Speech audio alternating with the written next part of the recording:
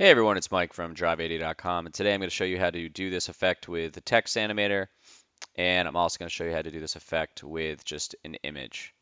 First thing you want to do is type something with the type tool in the middle of the screen or wherever you want to, and then you're going to go to here. I use Command tilde, and tilde is the key that's to the left of the 1 on my laptop. So if I hit tilde again, if I'm in any of these screens, if I do that, it's going to expand it to just be the only thing that's on the screen. So there's gonna be a lot of this stuff that might confuse you if you're new, but don't worry about all this crap. Just go to animate, go to opacity, and it's gonna add this animator right here. So you want to open up that range selector, open up advanced.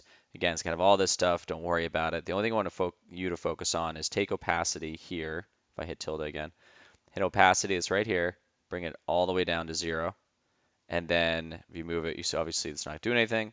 And the only other thing I want you to focus on is make this square thing here to ramp up, and then go to offset, hit the keyframe clock there, go out a little bit, like 30 frames or almost 30 frames, and then bring that all the way up.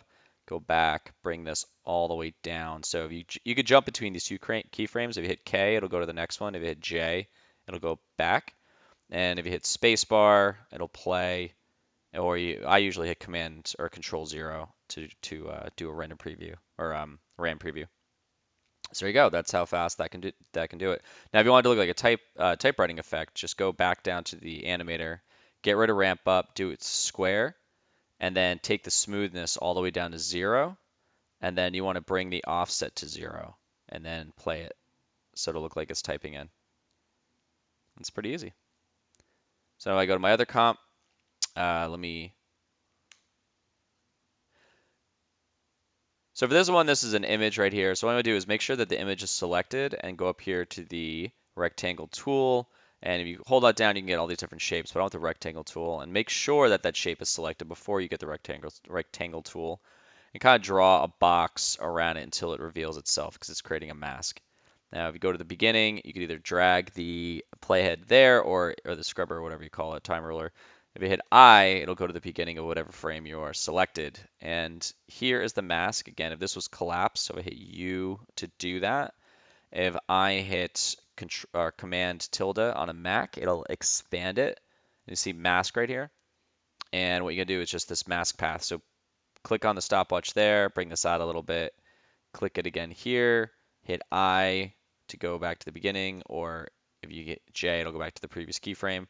Select on that, hit V, double click on this sucker, and hold down Shift and drag this to the left.